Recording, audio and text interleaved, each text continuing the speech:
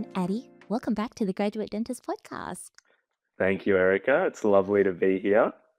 I say welcome back, but then I realized that I think this is the first time our audience will actually hear you on the podcast, but you're not new Yes. to the podcast. And I've been No. reflecting a lot on it.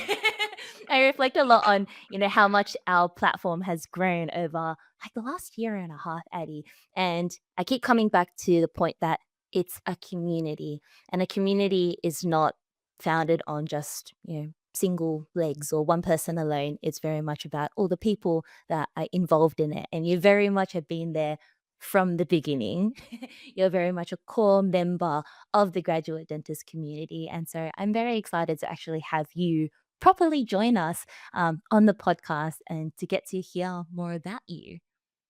Yeah, no, it's awesome to be here. I think the kind of collective of people that you've brought together and what the community has turned into is just something that honestly you probably didn't even imagine it would. All right, No. it's just become its own behemoth. It's really awesome to see kind of what kind of reach and how many people I think we've been hopefully able to help. So it's been awesome, an awesome journey. It's been really incredible. You're so spot on with that. It's just, I think probably similar to yourself, Addie. Like we graduated the same year, 2022. We entered the world of dentistry, really not knowing what would happen.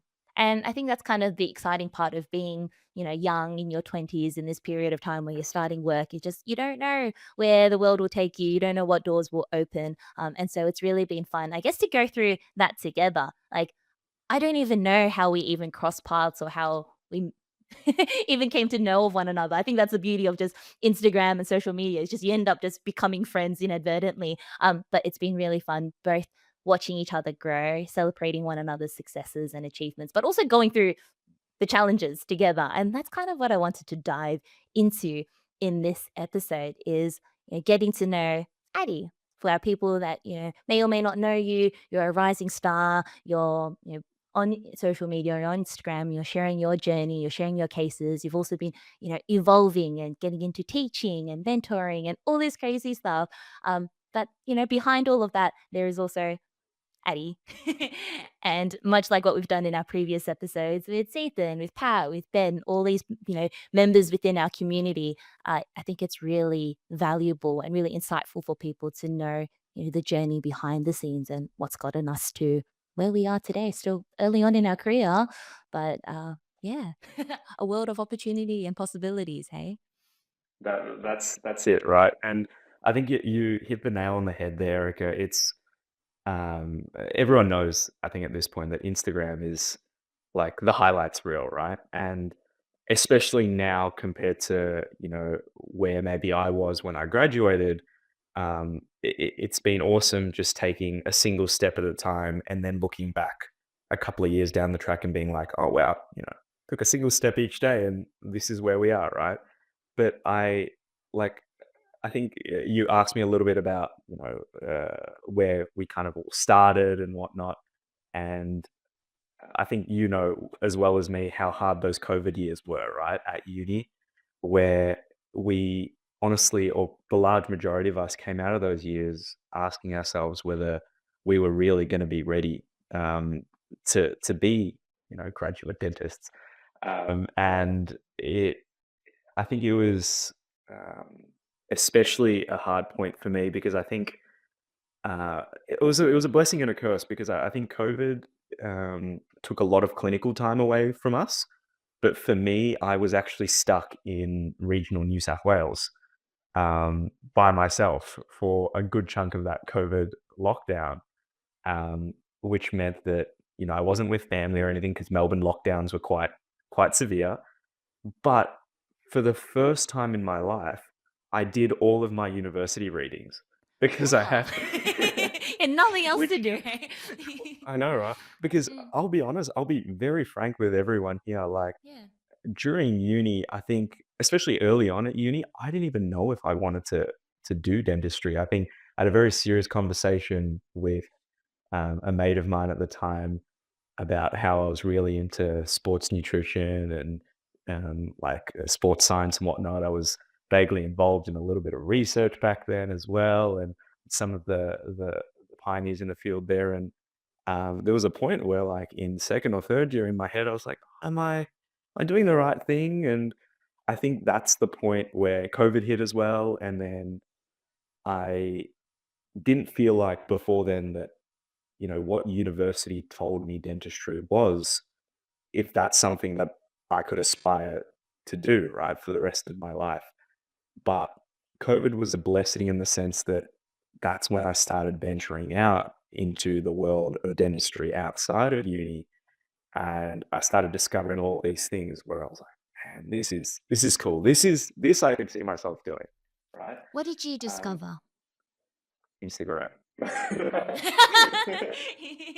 Yeah, tell me look, more about that there. well, part of it was Instagram, and I think the funniest thing, just before I expand on that, is um, I still remember one of our first sim clinics where we were using rubber dam, right?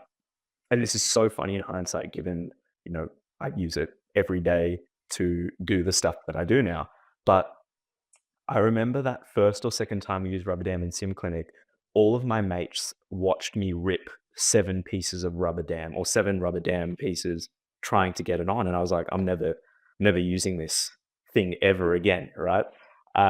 And, like, then you start, venturing out of the university world, and you start reaching out to people. And I remember after we came back from COVID, I had this kind of fire lit within me of, okay, no, I have a goal here of where, what I've seen is available out there and what I want to aspire to. And in fourth and fifth year, when we got all this extra clinical time just crammed into this tiny time period, um, there was like my mates and I, we were just trying all these different things. We were cutting up different matrix bands, and we're trying all these little rubber dam hacks that we found and whatnot. And I think that really, like, in a weird way, COVID helped with all of that.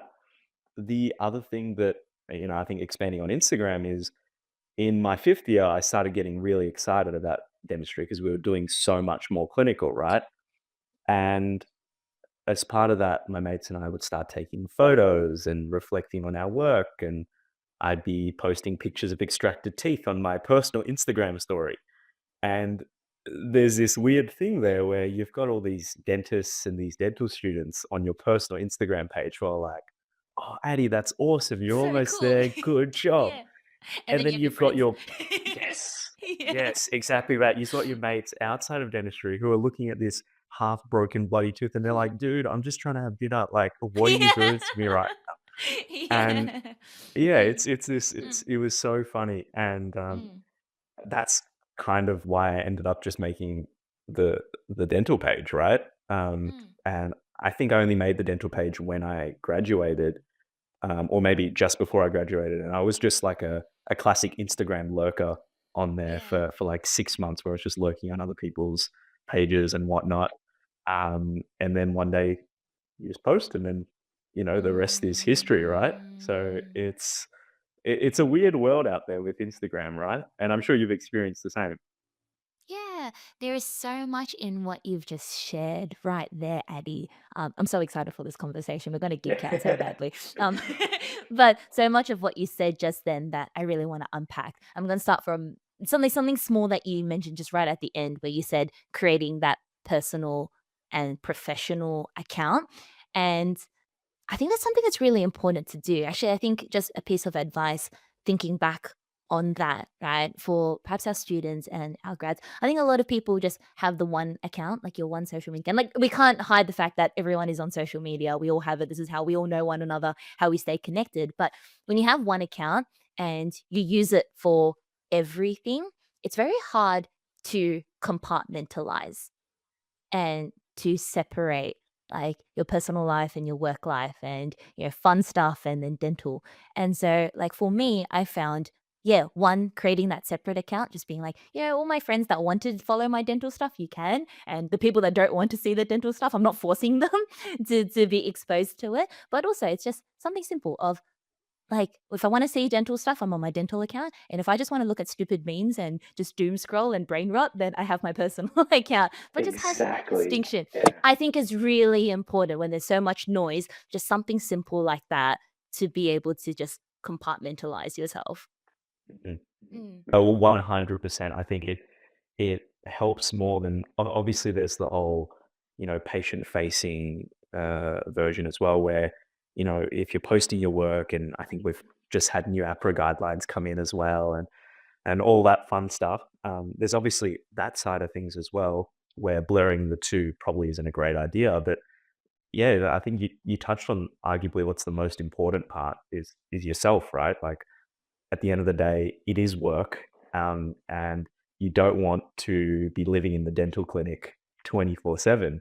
So having that like segregation, or that those different kind of avenues you can go down depending on what the vibe is of the day and what you're feeling, and whether you just need to let your mind relax, is super important. It only gets more and more important as you go further.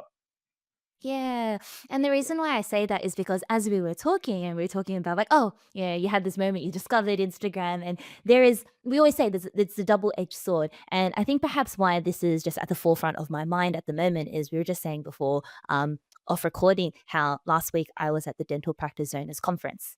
Okay.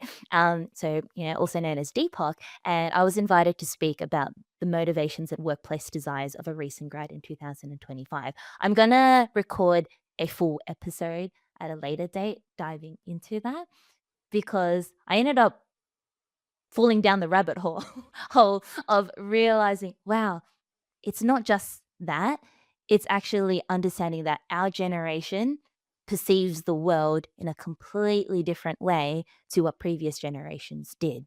And a big part of it, and it was so interesting because I find that there's a disconnect between our senior colleagues and practice owners and students and new grads today. And when you dive into it and you try to understand what is the impact, um, it's the two things that you've just mentioned. One, COVID and COVID's impact. And even though COVID's come and gone, the lingering impact is that everything's moved online. So we've lost those face to face interactions. You went through uni being in lockdown, isolated on your own, and we lose out on that unseen curriculum of having those face to face interactions with our tutors, with our professors, with our lecturers, but also with our classmates. And so everything now is just online. You've lost, and if not like being delayed in that development of social skills. So that's one thing, right? But then the second thing is just being exposed to the world of social media, and it opens up your world to the possibilities. And I think this is why our generation has so much capacity and untapped potential of, man, we're going to grow and accelerate and develop and far surpass any prior generation. And we're seeing that, right? The work that grads do nowadays is incredible. And you have so much access to learning. Like you said yourself, like your dental school was one thing, but now you have access to webinars and podcasts and Instagram, and you have so much ability to just learn at tips of your fingertips. At the tip at the tips of your fingertips, right? Yeah. Whatever the saying is, you get what I mean, right? But Yes. then the flip side of that is there's that almost like overstimulation of just there's constant noise and there is so much. And I guess that comes back to what I was saying about I think it being important to learn how to distinguish and how to compartmentalize and when to switch off, which can be really hard. Yeah, You yeah, said before. absolutely. Yeah, yeah. Yeah. Um, well, what are your thoughts on that? What have been your experiences, I guess, looking at the dental climate and the industry for us particularly? I think Mm, you're very right that mm, it's again this amazing thing if you use it in the right way, that it can also just become this all-encompassing kind of storm cloud over your head sometimes, right? Where it's, I think you've already talked about on previous episodes about the importance of celebrating your wins, and and celebrating the progress that you make in the clinic. But sometimes it can be hard, and I definitely did this early on. Sometimes I do this now as well, where I will have this amazing day at the clinic where I've done some stuff that maybe I've never done before, and it all went well and whatnot. You go on social media and you see someone else's case, which they're maybe like 15 years further out than you are, but you see their case and you're like, oh, it's not as good as that. So, right. And it's because you see you have this constant access to all of this great information, but all these amazing pieces that hopefully they're not super edited or anything, but sometimes they are. Like you can't control what someone else posts halfway across the world, right? And I think this is broader than just dental. This is just social media in general, where where it can take away from your own achievement sometimes, and being able to mentally compartmentalize that. Look, my social media is the highlights reel, and everyone else's probably is as well. As opposed to saying, "Hey, my entire dental life is on social media, and I need to compare to everyone else." And what's that saying? Comparison is the thief of joy, right? I think it can. I get so many grads or students messaging saying, "Hey, like my prep doesn't look like that, and how do I do this, or what do I do, and why doesn't my picture look like that?" And yes, there are ways for you to take your photos better and IDS better or whatever, but part of it is the fact that social media is the highlights reel, and it's very important for I think newer, very impressionable grads as they come out into the real digital world to be very aware of that, especially in this day and age, because if they get stuck in that rut, it can sometimes hinder progress. It can almost paralyze people um, to the point where they're like, "Hey, I can never do that. Like, why should I even bother trying?" Right? And that's the opposite of I think what we're at least trying to do. Yeah. You made a comment at the beginning where you said like, "Oh, there's a fine line, right? Where you said you discovered Instagram and you started seeing all these cool things and it just sparked this just wonder and this curiosity in you. And you kind of took it and ran with it, right? And there's a fine line between that and then, as you said, it paralyzing you where you start beating yourself up because you're like, oh, this is what everyone else is doing. And I'm nowhere near that. And so it's a fine line to tread between, hey. But what I do like, and it reminds me of a story one of my friends shared where he said that, being in the dental clinic, oftentimes you treat like, kids, right? And he was looking after this parent one day, and the kid was just sitting in the corner, and the dad says, "Oh, do you mind if, like, my kid comes around and watches you?" And he made a comment that stuck with my friend, and I think, yeah, it sticks with me and reminds me of what you said just then, where the dad was like, "Do you mind if he watches? You never know what might spark curiosity in a child." And it's not just with children, it's for everyone, right? You said that you went through your first few years of dental school being like, I don't know if this is right for me. And then you kind of put yourself out there, broadened your horizons, your views, and what you were exposed to. And then it was just something, just one thing sparked curiosity and then ignited this passion for you to continue to dive into it. Yeah. Can we take that little curiosity that you had, and can you kind of talk us through how that has evolved over these last few years? And I guess how you went from being that dental student who was excited, who started taking photos, to then I guess finding yourself in your first job. Because we said right now that everyone's kind of going through job hunting season. Everyone's messaging you now, Addie, being like, "Oh, how do I, yeah, I'm sure everyone's just like, they've got that curiosity and it's just, I don't know where to go from here." Can you reflect a little bit on your journey and what advice you give to these grads that reach out to you?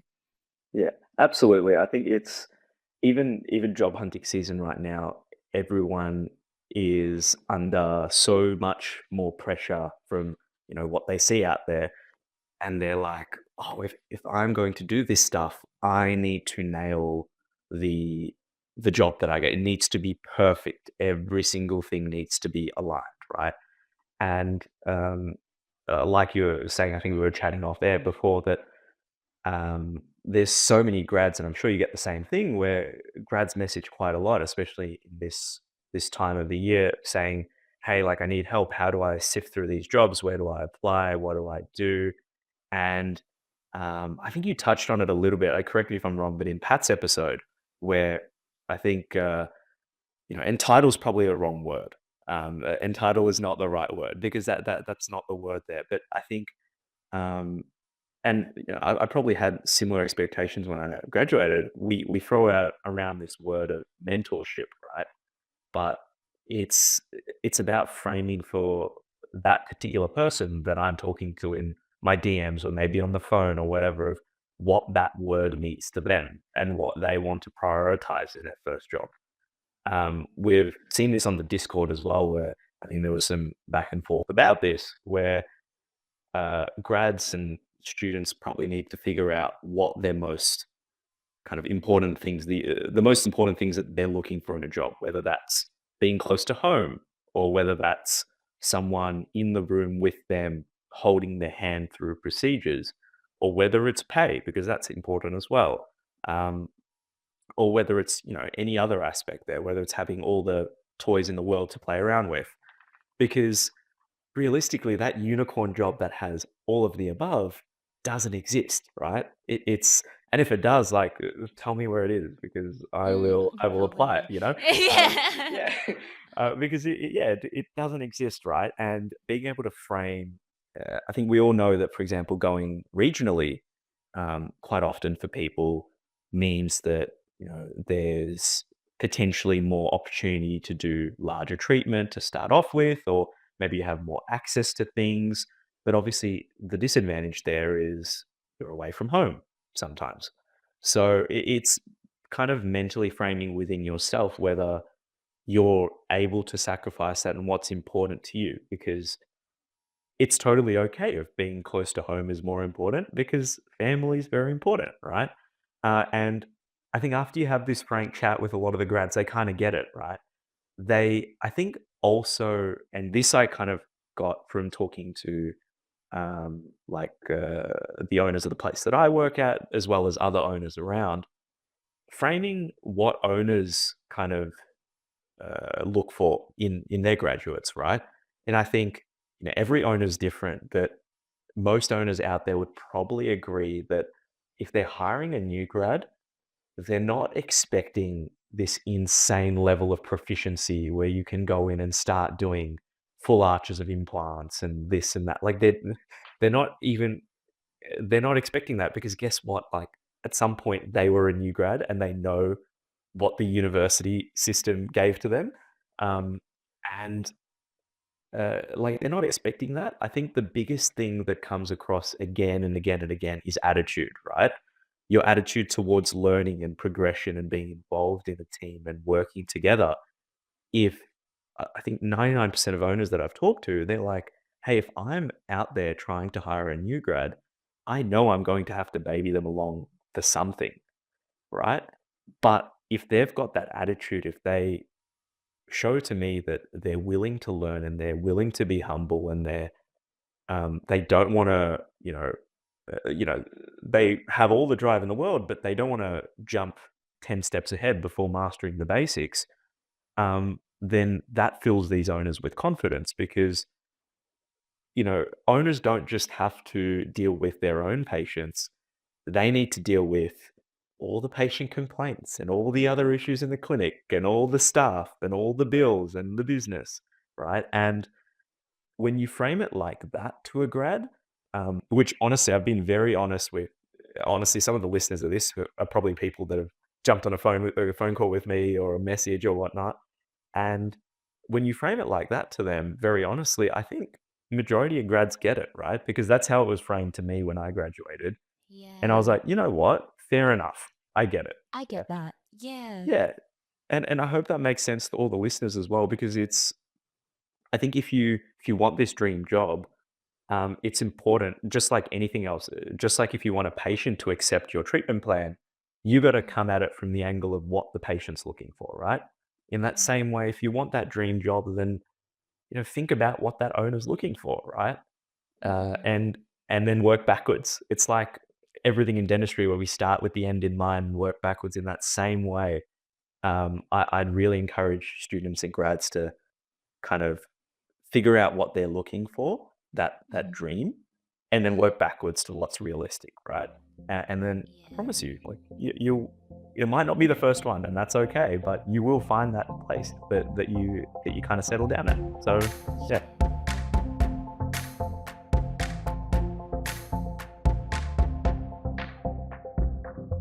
There's a lot that comes with leaving university and properly adulting that no one really prepares you for. As a new grad with an income and newfound responsibilities we don't know what to do with, managing finances can be really tough. That's where JS Medical and Dental Finance comes in. Specializing in financing options tailored to medical and dental professionals, JSMDF is a completely independent broker dedicated to finding the best bank and lender for your unique situation.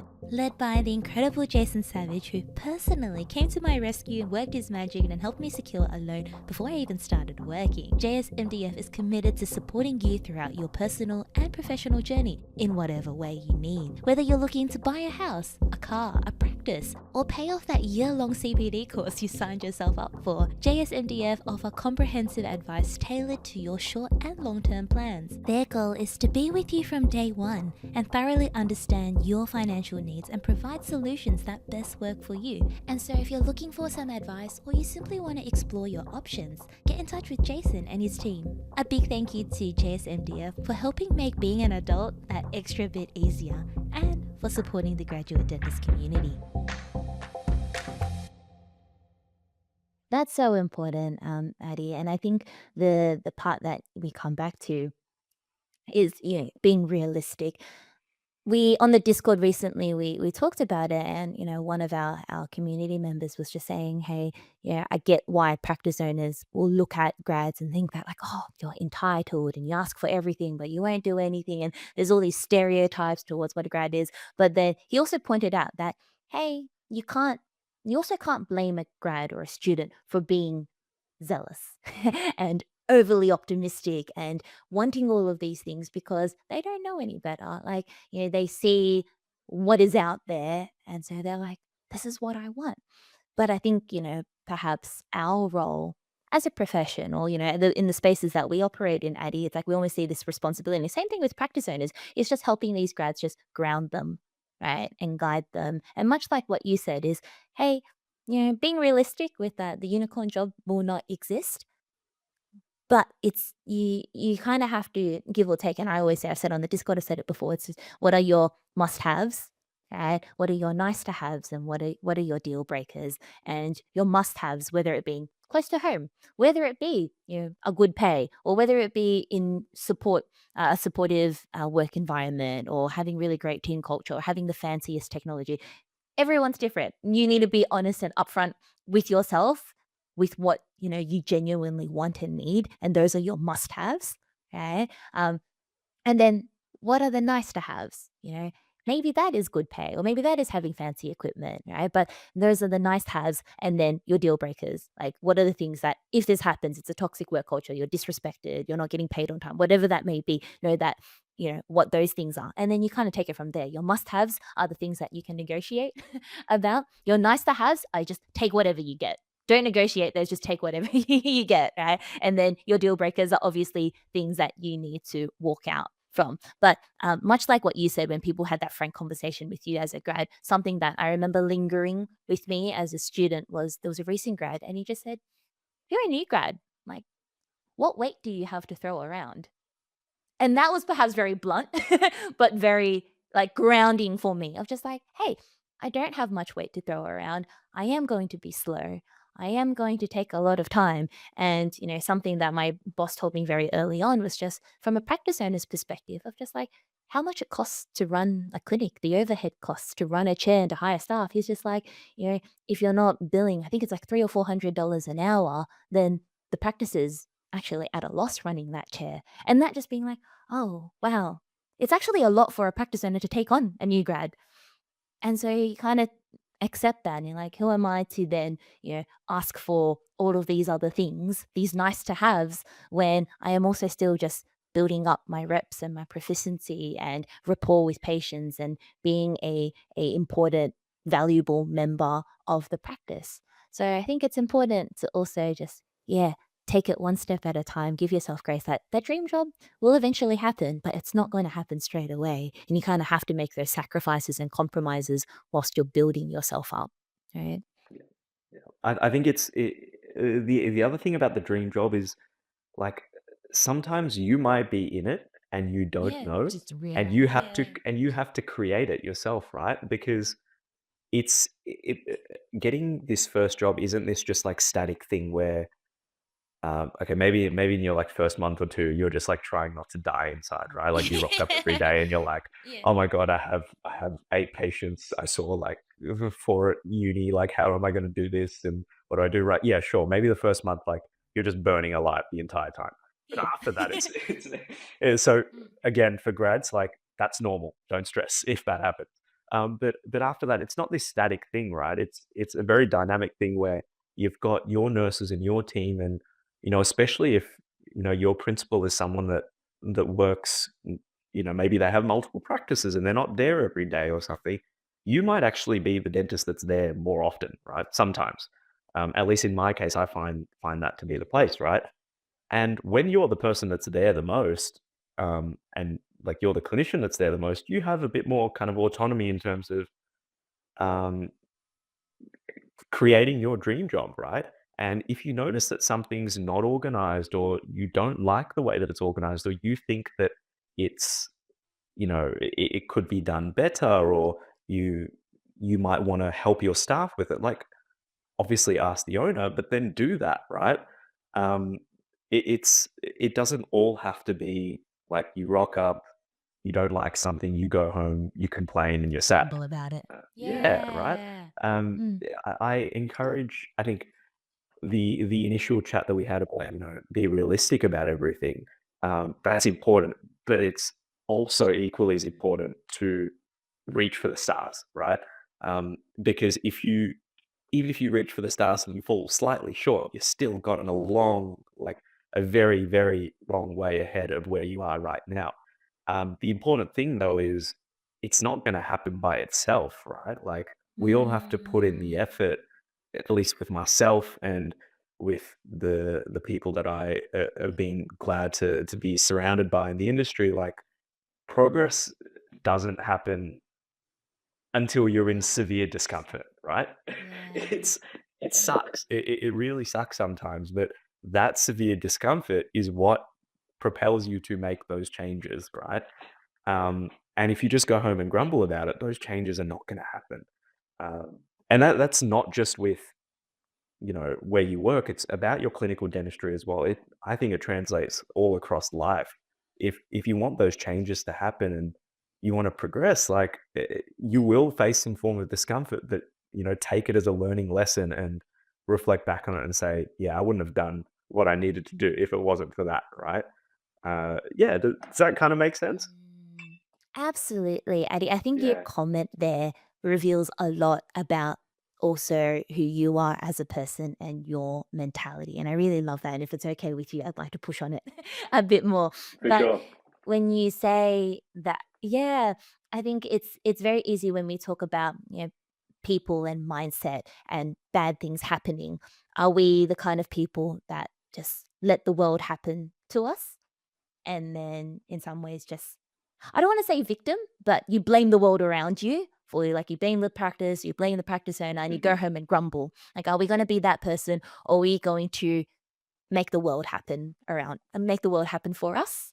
Right? And say, like, you know what? This Yes, is happening, yes, but I am control. I am the master of my own ship. What is it? I am the master of my own ship or captain of the sail. I should need to go figure out the proper quote. yes. You know the one that I'm referring to, right? Yeah, I know And exactly. do I take do I take command yeah, do I take command in charge of this situation and decide, "You know what? It's not what I want it to be.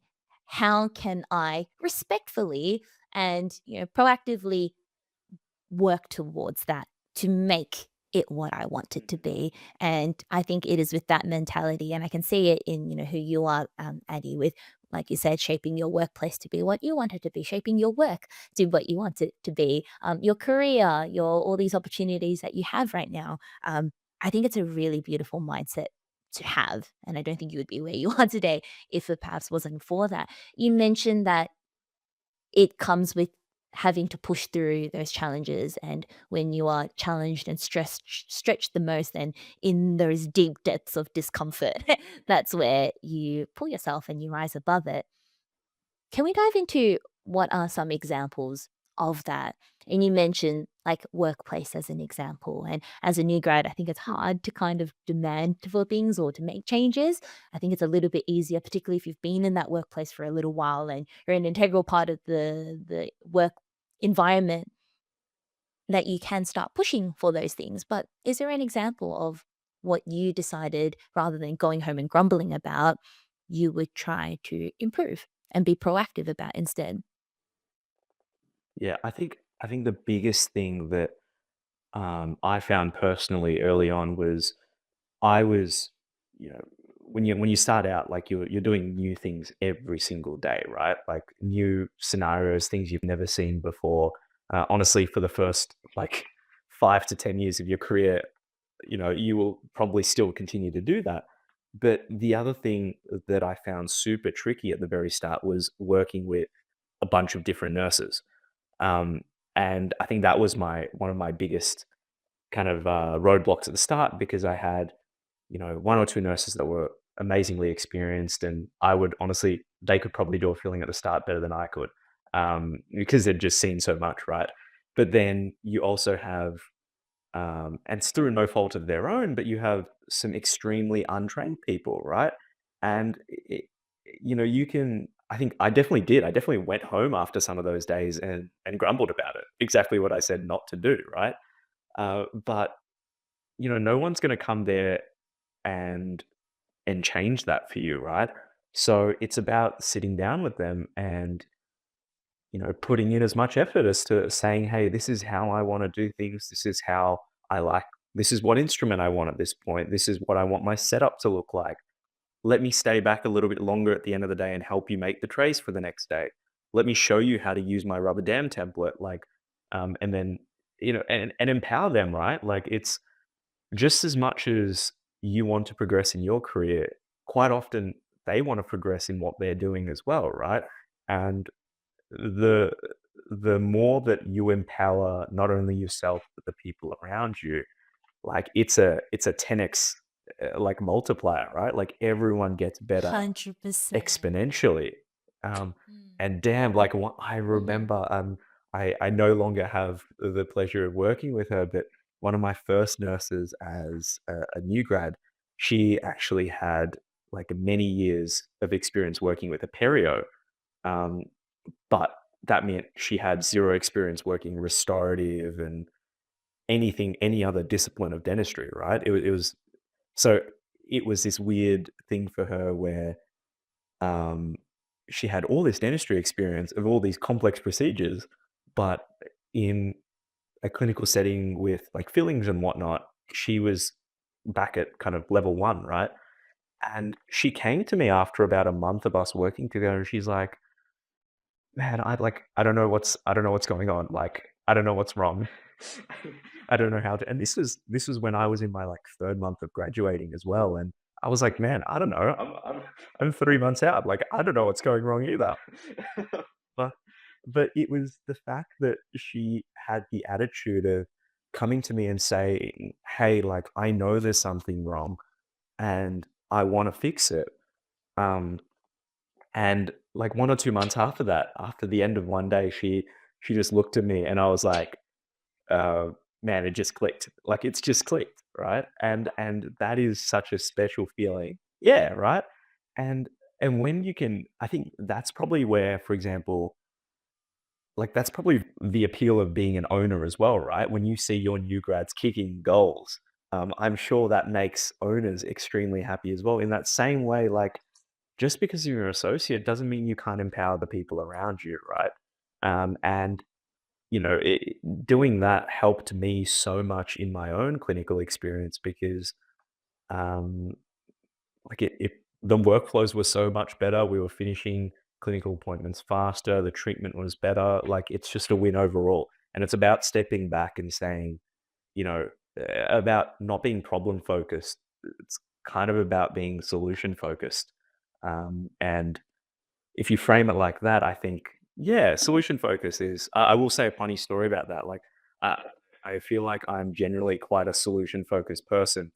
And I don't know if you guys can tell on the recording, but I've actually shaved half my head off by accident. Um, while I was trimming my beard, right? And I don't know if you guys can, Oh yeah, goodness, how it did that this happen? yeah, it was actually this morning, um, and and my solution there was, hey, I'm just gonna shave my head, right? I didn't carry out that because my girlfriend said she'd break up with me, but it's you know, in that same way, it's about being solution focused, right?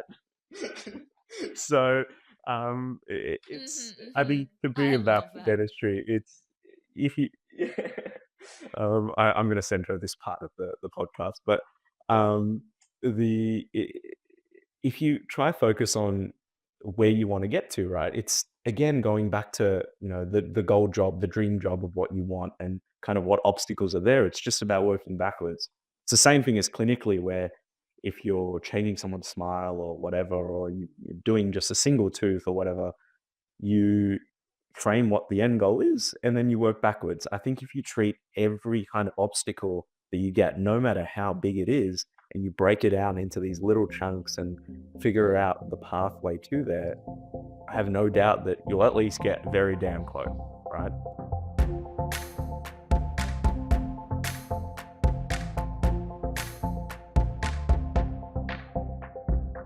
I often say on the podcast that the more I do, the more I realize just how little I know, and how dentistry is just one of those careers where you never stop learning. But let's be real, getting the right training can be expensive, time consuming, and sometimes just straight up overwhelming. That's where Ripe Global comes in.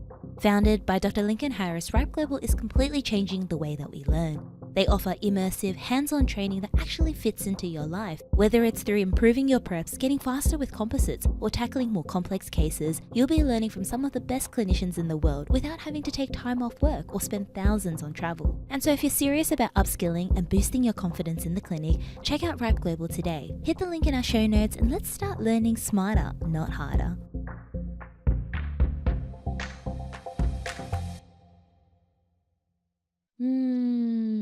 I love the optimism, Addie, and I think it's very much the whole like glass half full or glass half empty approach of, all right, this is a difficult scenario. Are we just going to grumble about it and complain? Is that actually productive? Is that helping anyone? Because the person that's on the other end of it doesn't realize what's going on. If anything, they're probably frustrated about it as well. And then you're both frustrated and upset and you're getting nowhere. And is that productive? Or is it better to be more glass half full, be optimistic and be like, hey, all right, there's a problem here, but let's fix it. And then just empowering. I love using the this example and this scenario you've described with working with your DAs, because something I'm also super passionate about is just empowering the team around you, because it's a journey that we're all going through. And if you're on the same page and um, you're helping like look after your patients, your nurse, your DA, they're also there. They're equally part of it. And there's so much joy when you guys like get through things. Like you said, when something just clicks and you guys achieve it together and you can celebrate it together, that's so powerful, right? So bringing the people around you on that same journey, growing together, empowering one another, very much solutions focused, I think, is what you've said. But it's also just, yeah, coming at it with a level of optimism, and seeing the ability to make the most of a situation. Uh, but yeah, that's exactly it, right? And it's I think the other thing I probably want to touch on is going back to that dream job or what you aspire to do is you have to some extent surround yourself with the people that are doing the stuff that you want to do, right? Whether that's clinical or whether that's non-clinical, if Mm, if you have those people in your corner, whether they're the people that you work for or you work with, even just as mentors, the reason Instagram was so useful for me, but the reason it probably didn't at the very start, it was quite healthy from the very start, is I kind of just used it like a corporate networking event, right? inspirational. You yeah, you kind Mm. of you see all these other degrees, all these like business degrees and the commerce and all of them. And at least when I was during uni, like going through uni, I talked to all of my mates in those degrees and that say, hey, yeah, I have this networking thing on Friday night after uni. I have this networking event. I have this socializing event thing. And yeah, dentistry had a bit of that, but that same mentality probably doesn't exist in dentistry as much because we all work in our like 3 by 3 or 4 by 4 room. We have our one nurse and our one patient, and it can feel quite isolating at times, right? But the magical thing about kind of being online and having all of these people that you have access to is believing in the good of people. I think if you reach out to a lot of them, um, and like I did at the very start, everyone was very happy to help. As long as you had that attitude of, hey, I'm just trying to improve myself. I've got these struggles. How do I do it? I'm willing to put in the hard work, right? And the amount of help I got with clinical and non-clinical things early on, like that, was insane. And even that is surrounding myself with people that I aspire to do the work that they're doing. Um, and I was so grateful for them for being there for me to help me through some of those kind of times and periods of cases or non-clinical things, even these DA struggles I talk to people about. And you don't have to go it alone, even though it feels like you're alone sometimes in that clinical group. It really does, especially early on. Like there's no need to in this day and age, right? Here is a challenge that I have. It is that I have this curiosity that I want to do more of this type of clinical work, or I have this curiosity where I want to upskill, or whatever that curiosity is. But you're like, it's a problem because it's not happening right now. And you're like, okay, rather than wallowing and complaining that I'm not at that point and I don't have the mentor and I don't have the courses available or whatever it is, you're just like, okay, let me take it into my own hands and go find out a way to make that happen. Let's take a specific example, Addie, of something that you, whether it be early on or, at some point in your career, where you're like, oh, I want to do this, and, like, maybe we use the example of, you with your, like, biomimetic dentistry, right? Of it obviously, I think being one of your best early passions of, "Oh, I really wanna learn more about this, but uni is not teaching it to me," or, "People in my workplace aren't doing." I don't know, right? How did you take that, I guess, like, problem or scenario or this curiosity that you had that wasn't being fed, and how did you go? Who did you speak to? How did you approach those conversations, and how did you, I guess, yeah, find the opportunities to help satisfy and help fuel and address that little, what's the word? Not problem, but I guess this space that you wanted to fill. Yeah, I think this is going to be a very long-winded story, so I apologize Okay, in no, advance. that's okay. We have But, time. but I think like one of the earliest things I can remember is Mm. I it would have been like third or fourth year maybe, and I watched this. It was just like a free YouTube hour-long lecture by some European guy about deep margin elevation, right? Mm. And I think during that time period at uni, we had um, this requirement to fulfill like 30 or 40 hours of online CPD. And it was a pretty Really? broad requirement. Yeah, yeah. It was just like part of our like requirement there. They wanted us to do just like online CPD stuff, like Mm. 30 to 40 hours, log it, and submit it as part of our like final requirements.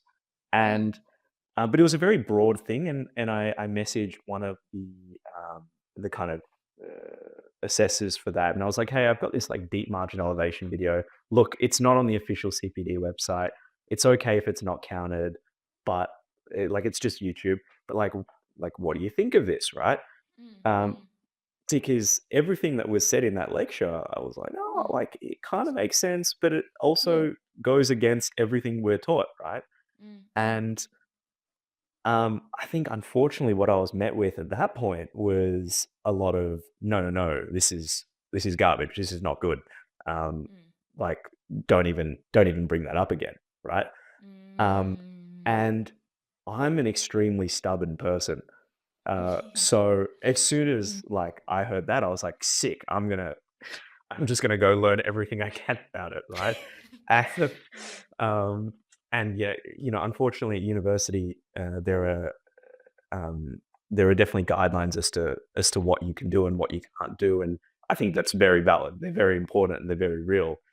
It's so that everyone is being treated, all the patients that you see as a student are being treated in a safe environment. So it's very important. In saying that, um, uh, I definitely went like quite far in terms of just trying to find content or info out there about deep margin elevation. Then I kind of went in reverse. I stumbled across the entire like biomimetics space, right? And everyone that I like lived with at uni in my dorm, they know that I'd like after clinics and whatnot, I'd go on plenty of walks to like get my steps in and stuff.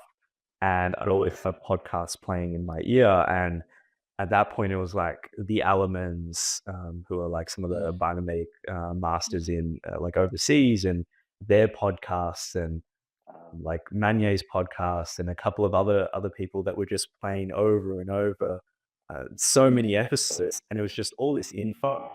Um, but that's feedback on very early in this session where I was saying that it lit that spark in me, and I kind of found a type of dentistry that I could aspire to. Uh, that's when I'd you know, taken in all of this info. I was like, oh, how do I put this into a systematic fashion and actually use in a clinic? Because right now, you know, I'm not allowed to do this type of dentistry, or this isn't the type of dentistry we're being taught. But when I graduate, I'm going to be by myself, and I don't know if I can start doing that. So that's when you on my as you go and you stumble, you come across people practicing this type of dentistry, and believe me, if they're willing to post all of this stuff and willing to be vulnerable with their content, all are willing to accept and learn from you.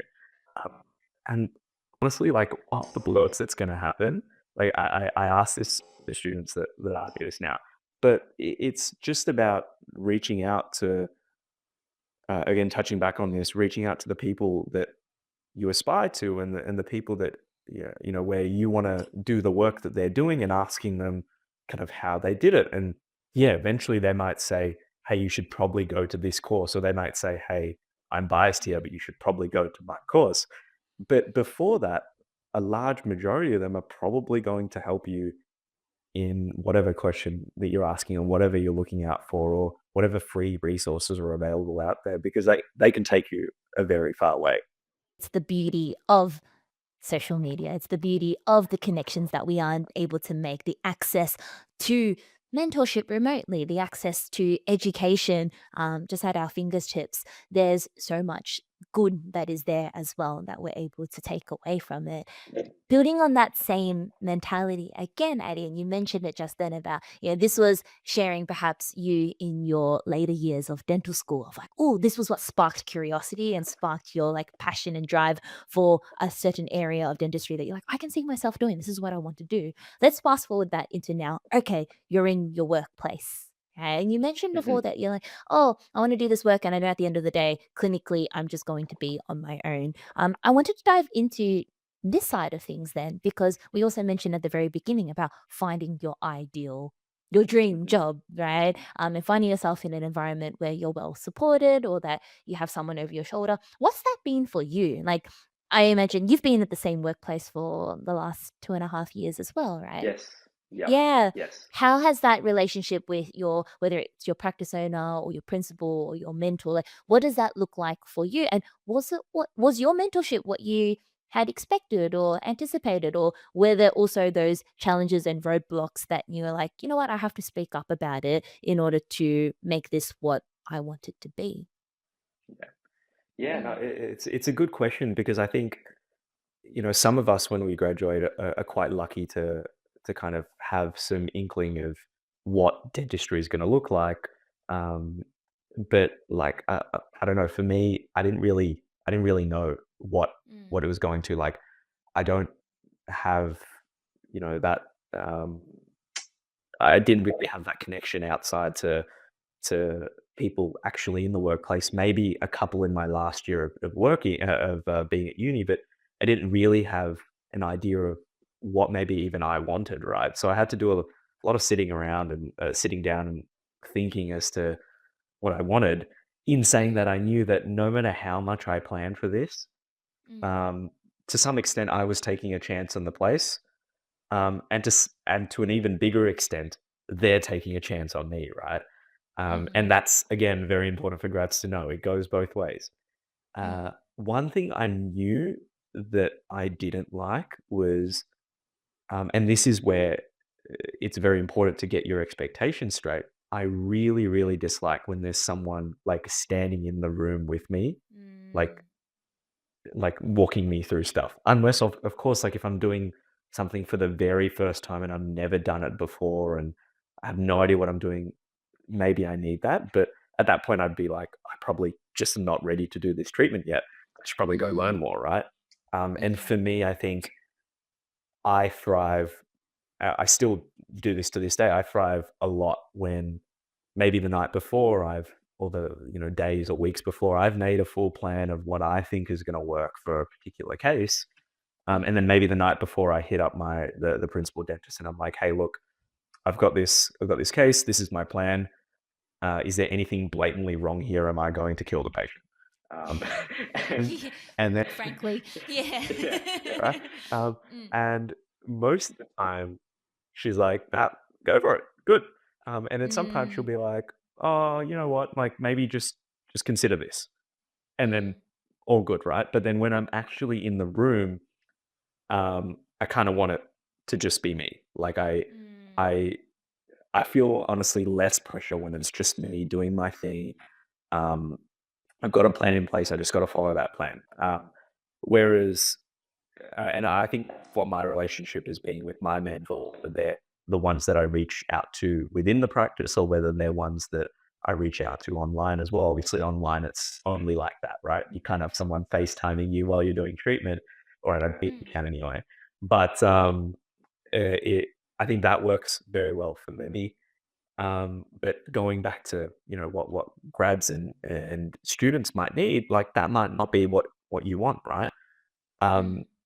I think for me, it's translated even into like further aspects of dentistry, like uh, for example, implants. Like I'm doing more and more of those these days, and more complex cases. I think as I get into those, I acknowledge that there's just a different level of kind of mentoring that you probably need, um, Mm. that maybe sometimes I can't get within the practice because um, the principal's too busy, or whoever else might be too busy, or they just don't have time to be standing around there, kind of looking over my shoulder regarding these things. So then it's about making a conscious decision yourself of, hey, am I ready to take on this particular case? Um, and is that within my skill set? And if it's not, again, starting with the goal in mind and working backwards, right? If I'm not, like, what do I need to do? And I don't know, in my case, I found myself about a year and a half ago saying, hey, I need to do a more comprehensive course. Mm. And I'm just finishing up my diploma at the moment, my implant diploma. But the other thing that's helped a lot, that I think, again, just like the Instagram thing, a lot of mentors are super keen on is you just reaching out to someone and saying, "Hey, can I shadow? Can I scrub in? Can I Mm. come watch you do something?" Right? Mm. Um, that's something that my principal, even though the principal at my practice is very, very busy. Like she's busy doing dentistry, right, and mostly Mm. implants. So, like, if I make a conscious effort prior to saying, "Hey, can I block off some time there and come scrub in and shadow you for this procedure or whatnot, or maybe even do parts of it, or would you be okay with that?" Right? And as long as you've given them some warning, you've asked for their permission, like in most cases, there's no unless it's like a particularly hard case or there's Mm. something special about it. There's no reason for anyone to say no, right? Mhm. In Mhm. fact, it just goes and shows um, the attitude that you have towards learning. And I think most practice owners and principals are probably happy with that, provided, there's not staff that were meant to be nursing with you for your own patients just sitting around. So, Yeah. yeah, so I think in those ways, like that's the way I've approached getting my own mentorship. Mhm. And, everyone's clinical situations are going to be super different. There's going to be some people in clinical situations that, for example, want to do implants or want to do ortho, but or want to do even just other aspects. They want to do overlays, or and there's just no one else at the practice that does that. And that's where in 2025, like, going online, reaching out to people, eventually probably doing a course, they're going to be the things that allow you to upskill. Everyone runs their own journey, and that's why it's so important to focus on your own wins as opposed Mm. to looking at, comparing, because in your particular clinical situation, it might take you a little bit longer to do that first case. But after you do that first case, suddenly you've just unlocked this hidden. Absolutely.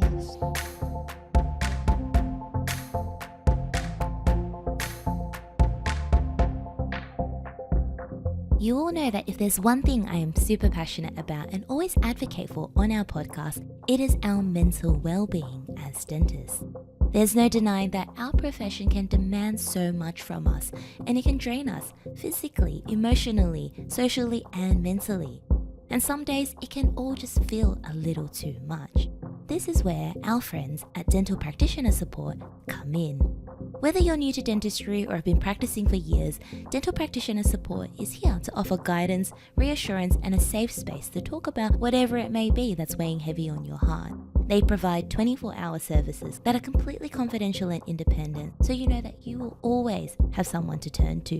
Whatever your scenario may be, Dental Practitioner Support is just one call away.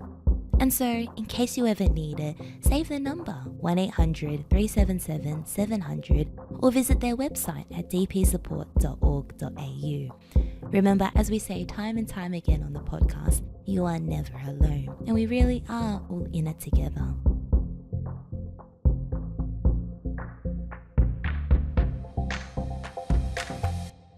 Eddie, you mentioned something there where, and I think it's really important, where you say everyone learns in a different way. Everyone wants to be mentored in a different way. And you said, I think what ends up being realistic, like a lot of people want the hand holding and the reassurance of someone next to them, and it's not always feasible. And as we said, for more complex, high risk cases, I think it is necessary. But for a lot of other things, and let's just take the example of doing your first overlay, it's probably not going to happen that someone's going to be standing next to you watching you do this case, right? And so, much like a lot of our dental procedures that we do, it's on us to be doing it. We've gone, watched someone else do it. We've done further courses on it. We've all read all the textbooks. We've watched all the podcasts. And now it's like, okay, it's me and my patient, and it's time for me to perform this. But we have to be realistic in that you're probably not going to nail it the first time you do it. And so perhaps my question is twofold. One, how do you problem solve in that moment of, okay, you've done this and it's not the way you want it to go, right? Or clinically, you're like, oh, it could have been better, right? I guess it's I think I find this with grads oftentimes of just like, oh, it wasn't great. Let me just sweep it under the carpet. And Yeah. it's kind of needing to take ownership of, okay, this clinical scenario. I often say that, we almost owe it to ourselves and our patients to uphold that standard, right? Mhm. Of the type of work that you do. So how do you manage yourself, or how do you troubleshoot that scenario where you're doing a case, right? And you've encountered a problem. I wish I could give you a very specific example, but feel free to share one if you can think of it, right? Yeah, Where yeah. it's just like it's not perfect, it's not ideal, things could be better. You don't have someone in the room with you to help fix it for you or to help correct it. What do you do clinically? Well, I think it's a great question, because I think everyone will come across it through all aspects of their career, but especially in that first year as a grad, right? Where you're halfway through a procedure, or you start and you're like, that plan A didn't work, and my plan B, I didn't really have one, or my plan B can't work either. Like, what do I do? The best part about dentistry, especially single tooth dentistry, is in the large majority of cases, if all else fails, you can just temp it and be honest with the patient and bring them back, right? Like, that's totally fine. I think it's never a nice feeling when you have to do that. Um, but taking a step back from there, like, it's about having your plan A, which is going to be your ideal plan, and everything works out great and whatever, right? And going through the example of an overlay, right? your plan A might be, yep, I do my reduction, I put my rubber dam on, rubber dam seats perfectly, um, maybe I raise a margin somewhere or whatever, and everything goes smoothly, right? But what often happens, especially as you deal with the technical term is a cooked tooth, right? Like the more and more like just destroyed teeth. Uh, it never that plan A almost never works, right? And it's about having systems in place um, that you will develop it with experience, but it's about having systems in place of uh, kind of encountering these problems and having a plan D and a plan C, and then your plan D might be, hey, we call it quits for today. I just temporize it, and we bring you back on another day, um, and that's okay as well, right? But example, oh, I actually had an example last week. Where, actually, yeah, this is a great example. This was probably not controllable by me, which makes it an even better example. But I had I think it was Thursday. We had a bunch of issues with our CEREC for the first time in like 2.5 years that I couldn't troubleshoot myself or couldn't troubleshoot either earlier in the week. And all of my CERECs for the week got moved onto Thursday. And Thursday was just like this master day where I was seeing like 5 or 6 patients and we were going to do them all together. And I got this new boner machine that we got on Wednesday. The support team said it was going to work and it was going to be great. There was one part missing that they were going to bring on Thursday morning, but I was reassured that it was going to work, right? And I'm midway through prepping the third patient of the day, and they bring the part in on the Thursday, and the machine doesn't work, right? And like, the easiest solution here would be, hey, I send to a lab and it is what it is, right? Um, The issue is I'm actually going overseas at the end of next week. Mm, So what do I do, right? And mm. at that point, like it's not a clinical question. It's a, hey, I need to temporize this tooth and tell the patient. And that's where I think, we can touch on this a little bit as well. Communication is the foundation of everything, right? And in kind of this case, for most of those patients, there was one patient where honestly I was going to temporize anyway. It was quite a deep pulpily tooth, like pulpily deep tooth that I probably want to watch anyway. But I just had to be honest with them. I was like, hey, look, like we plan to do this same day, like ceramic for your tooth, but I'm going to have to temporize it today because our milling machine's, not quite working as well as it should be, and I want to make sure It's you cooked. have the best. Yeah, it's cooked, right? And Yeah. the funniest thing is, depending on the patient, you can actually You say can that. say that. Um, you got to choose your patients wisely, right? Yeah. But you just have to be honest with them, right? And say, look, milling machine's not working as well as it should, and I want to make sure that you have the best ceramic possible. I'm going to get all the scans and all the data that I need, and we're going to temporize this for a little while. If you have any issues with the temper, you give us a call at the practice, and I'll have someone look at it for you straight away. But this is the date that we're going to have it fixed, and if there's anything in the meantime, like please let us know, right? And yeah, like one or two of them were like, "Oh, that sucks." It is, but they understood, right? As long as you have a frank discussion with them, and you don't sweep it under the rug. Um, yeah, and it's tempting, as a new grad, you don't want to make mistakes, and it's very easy to say, "Oh, you know what? Let me just let me just sweep this one under the rug." But we do have to remember that we're dealing with people, right?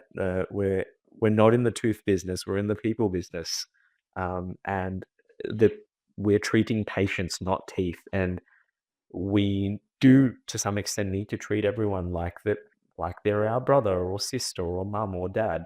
Um, and you have to think about what's best for the patient at the end of the day. And in this case, temporizing them and bringing them back when the milling machine's working was the best thing for them, right? Yeah, I think That that's probably the most recent example that I can think of.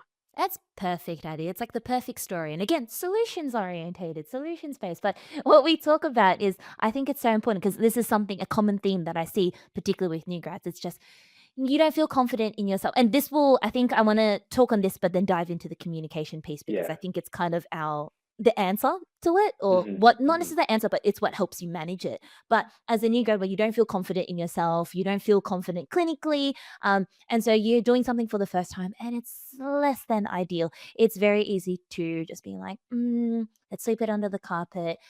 And whilst short term, that's the easier solution, I think there's two parts of that. One, as you said, what we owe to our patients. I think I mentioned once, I don't know if I did, but oftentimes we talk about the difficult patients, the ones that complain, the ones that have high expectations that push us, right? And I say the difficult patients are the ones that push us to raise our standards. But then it's the easygoing patients who don't know any better that are like, oh yeah, that's fine. Where it's very easy and tempting for us to be like, the patient's not complained about it, the patient's not had an issue with it. It's very easy to just like let it go. But those easy patients are the ones that force us to uphold our standards, right? Yeah. And I think Annalene Weston was the one that said to me that in this point, you're in control of the narrative. And so if you're not happy with that preparation or you're not happy with how it's been cemented, you have control of the narrative. And that goes into the communication piece that we'll talk on about next. But you're the one dictating it of where this goes next. The problem with sweeping it under the carpet is that that patient goes away and then down the track they end up in someone else's books, or they have an issue and they go to someone else, and that narrative is no longer within our control. And we don't Yep. know what the patient's going to say. And we don't know what the other clinician or whoever it is on the other end, they don't know us. They might not have our best interests in mind. That's now blown into a far bigger deal than had we just take ownership at the first point in time when we still had control of the situation and we just managed it the way that it needed to be. But it's hard. It's hard to take ownership of it. It's hard to manage ourselves and to manage the patient. And I guess that kind of goes into, how do you communicate with your patient in a way that instills trust, that allows them to be understanding and forgiving. I guess it's exactly what you've done when you talked about your last week, where you're like, hey, this was the plan. We've had to change plans. What is your advice, or what have you learnt in terms of communication? Maybe you've had some scenarios where it didn't go right, right? And like, how Yeah. did you Yeah. learn to then manage those expectations and to manage your patients well? Yeah. I think the biggest thing with patients is you have to kind of find out their why, right? Yeah, you gotta find out like why they're here, right? Like what are they looking for? What are their goals? Um, whether that's with dentistry or whether that's with life as well, right? I think there was one case that you talked about a while back, maybe on the Discord or one of the other podcasts, where I think you were talking to a patient and you kind of said to them, like, you acknowledged that they kind of put everyone else in their family and their life first before themselves. Um, and I had a very similar one, right, where I had this patient come in and she was extremely nervous, anxious to the point where the first time we saw her, we could take one like extraoral X-ray. I could have one mirror close to her mouth, and that's it. Like there was nothing else. She couldn't even lie back in the chair. She was extremely anxious, right? Um, and she was looking for some tooth replacement options, so for some like kind of full mouth replacement options, right? But her immediate response at the very start was, "Hey, I just want like the lowest cost thing, and I just want it the quickest thing, the lowest cost thing, the thing that's going to get me in and out quickest." Um, and it's like, yeah, I could give her that. I could say, "All right, let's give you some dentures and call it a day," right? But it's about connecting with the patient and with the person that's in front of you, and figuring out what their motivations and desires are, and figuring out why they're in the not only why they're here, but why not only their teeth, but they themselves are in the situations that they're in at the moment. And she was very similar to that patient that you were talking about, where she has just become recently become a grandma. She has put her entire family, her daughters, her sons in front of her her entire life. Now she's taking care of the grandkids full time while her kids work, right? And her denture, her upper full denture is finally broken, and that's why she came in the first place, right?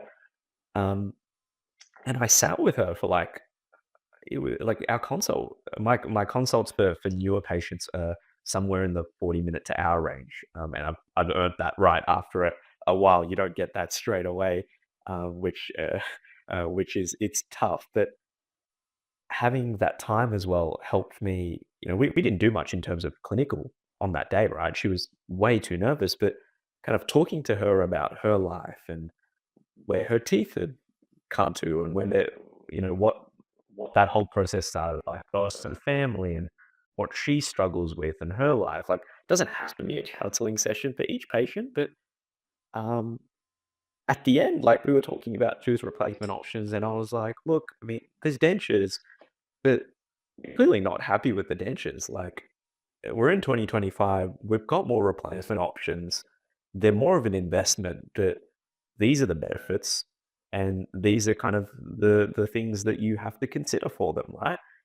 Um, and uh, and I said, I don't want you to give me an answer today, like at all. I'm going to give you all the info. You go home. You come in for a second consult. There's no charge or anything. Don't stress about it. Um, but at the end of that appointment, she just broke down crying, right? Because she was just like, I just, I just haven't had to be kind to myself like for so long, and I've like, I think there was part of her. I didn't help her in any way. I don't think. I think I just made her realize that it was time to prioritize herself a little bit more, and she really did have these needs and desires for her teeth, and now we're doing an upper fixed implant prosthesis and a lower overdenture, right? Um, and I think the point of that story is like you need to connect to patients. Like, yes, for originally, like you can just treat teeth and you treat decay here, and that those are like our foundations of our clinical dentistry. But especially as you see patients more and more, and you see even recalls of people that you saw in your first year, and maybe you didn't know that they needed something more comprehensive, or you were maybe too nervous to tell them, which I think is more often the case. You have that fear of rejection. Like, they have that trust with you. That's why they keep coming back, and they have a rapport built with you already, and they're also coming to you for their dental health, right? The whole reason these recalls keep coming back to you is they want to make sure things are okay. So it's not about saying, hey, you need this, you need this, you need this. But I think the way that I approach a lot of my consults, whether it's a brand new patient or a returning recall, is I collect my records, I show them in an easily digestible manner, and then I show them some examples of things that I've done in the past, right? It's about finding out what their desires, what their needs are, and kind of meeting them where they're at, showing them what's possible and building that trust with them, because once they believe that you're genuinely there to help them out, um, then things become a lot easier. And sometimes that's not something that happens straight away. It happens over years, months or years, right? Uh, Especially in this day and age where unfortunately maybe dentists in the media are not portrayed as nicely as I think I wish we were, because I know majority of us are there to help people. Um, it's important to know that patients sometimes come in reading that info and having that in their mind, right? So I think that's the way that I approach most of my consults and whatnot. And sometimes it goes wrong, but as long as you're super non-threatening and you're able to kind of meet them where they're at, I think it works out pretty well most of the time. The way that you said, Addie, was just being genuine.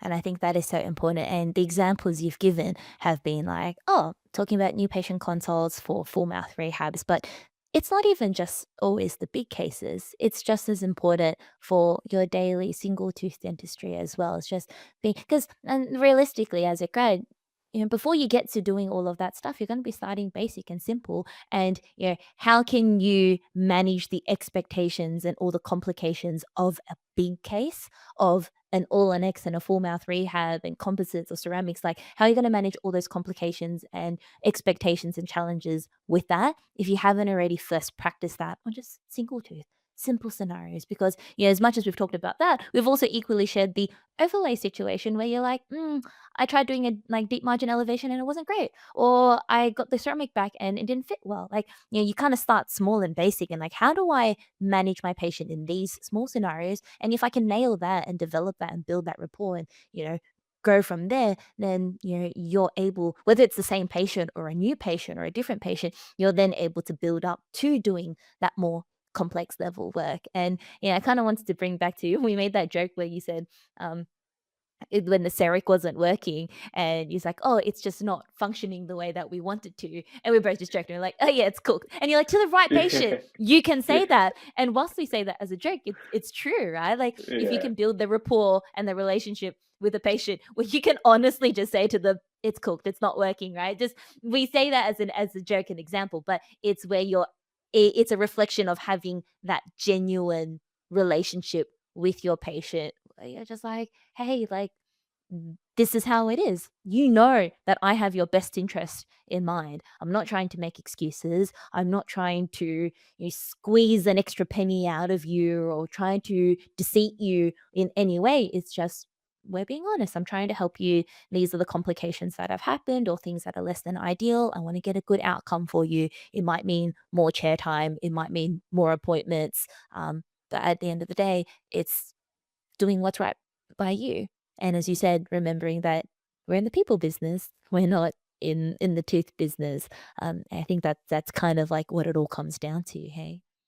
Yeah, it's so true, and you're right. Like, I think it does boil down to early on, like the single tooth stuff, right? These conversations are the exact same conversations, regardless of the treatment. Um, it's if we're dealing with one or two cracked teeth or compromised teeth that you want to talk about doing an overlay, or you're dealing with some occlusal decay and you're talking about doing a filling, you have patients that readily agree to quite a lot of treatment, but that's few and far between. More often than not, you're met with skepticism and questions, and they're well within their rights to do so, right? The I think the thing that helps a lot here, alongside these kind of connecting with the patient and being as non-threatening as possible, photos, of course. Like you can't beat photo. I still remember one. I've told this to quite a few people. I remember one example where um, I had an emergency appointment. I think it was either an emergency appointment or an exam. The She was a Southeast Asian and she couldn't speak any English. She brought her son in who could speak English, so he was going to be our translator, right? And she didn't say a single word through the entire thing, but we took a bunch of photos and whatnot, and I put up a photo on the screen, and the first thing that came out of her mouth was like, "Oh," right? Like she reacted to that, right? Like she can't understand any Anything you're words that saying. I'm saying, but I showed her that photo of this again cooked amalgam tooth, like super cracked and everything, and she was like you could tell in her eyes, like she was like, "Damn, this is a problem," Yeah. right? Um, Yeah. right, and that's why photos are so powerful, and they saved me a lot as a new grad because, like, even right now, communication is a career long thing that you just keep and keep on improving, right? But as a new grad, like mine was horrible. It was horrible, right? And photos helped me save so many cases and so many patients because if I just let my mouth do the communication, they 100% would have ran out of the room. Like, Mm. and I think, and I'll be honest, like, there's nothing wrong with that. I think most new grads would be in exactly the same boat, right? But if you show them some photos and you're like, hey, like, can you see what I'm seeing here, right? It's pretty easy to see a large crack going down the middle of a tooth, or this super wide amalgam with these thin, wispy bits of tooth on the sides with crack lines and everything going past it. It's pretty easy to see for most people that that's a problem. Um, and I think if there's like the connecting with people, that is something that won't happen straight away for some people. And it is definitely a learned skill. And even for me, like I I make it as genuine as possible, but you do have to put in effort. It doesn't happen overnight, right? The thing with photos is like it doesn't even like I'd implore everyone to get like a mirrorless or a DSLR camera, but even something like a little intro camera. I know some people started off just using their phones and stuff as well, right? And photos are photos, right? Especially if it's just for patient communication, like get the message across. And like what a picture does tell 1,000 words, right? It's honestly so powerful, and it will help you so much as a new grad or even a student. Yeah, and like you said, it levels the playing field of everyone starts off with communication skills at different levels, but you don't have to be a phenomenal photographer to take a photo. Yes, there are ways that you can get all the fancy tools and diffusers and make it look super aesthetic for dentistry, but it doesn't have to be that way. You can start off simple, take an intraoral photo, take an iPhone photo, but just start somewhere because it makes a huge difference. Hey, Eddie, I want to wrap up our podcast because it's been so fun, so incredible. We could probably continue talking for another 3 hours, um, and make it one of those chats. But I love that throughout the conversation, there's been this ongoing theme, and I would say and pin a point to a lot of it, just your mentality and your attitude of just, hey, if there's a problem, there's a situation, let's figure out a solution for it. Let's look at it through a lens of optimism and of growth and shooting for the moon. And really, really stretching yourself, you are obviously now in a position where a lot of people look up to you and a lot of people reach out to you, much like how as a baby dentist or a student, Addie went and messaged people and they're like, hey, can you help me? Hey, I need advice for this. And I'd love your thoughts on this situation. People are now turning to you for the same sort of advice. And I kind of wanted to ask, has there been a conversation that you've had with someone recently whether they've reached out for advice about something that you're like, ah, this was a pretty meaningful conversation that you think would be beneficial to share with the rest of our graduate dentist audience? Yeah, like I think Mm, I think it's hard to pick one because um, I think I every single one of these at some point, especially for when it's students messaging me, like every single time, whether it's coincidental or not, I see some part of myself as a student within them, right? And it's hard to not take some of those conversations personally, and like not in a bad way. I mean, in like a oh, I was there, like I fully feel what this person is feeling right now. And look, I think some of the conversations, unfortunately, are also from new grads that maybe aren't doing so well, right? Or they're struggling in their workplace, or it's non-clinical issues with staff or with whatever, and helping them through that. But I think one I'll share is I was actually chatting to someone last night, and I have helped him quite a lot with him starting to do a lot more overlays, and he was like, "Addy, man, like this last week." I don't know what's cooked. happened. Like yeah, it's been cooked, man. Like it's it's actually like there's no way that like I'm doing something wrong. I don't know what it is, or and my lab's saying I'm doing this and that wrong, and my overlays aren't seating, and they all end up being high. Like maybe I'll just go back to crowns. Like I don't know. Um, and like we just had an honest chat about kind of what went wrong and the workflow, and I think in a lot of these situations, it's easy saying this from my seat because when I go through the same thing, I also panic like anyone else, right? But the first thing you have to do is like, hey, we got to systemize this approach.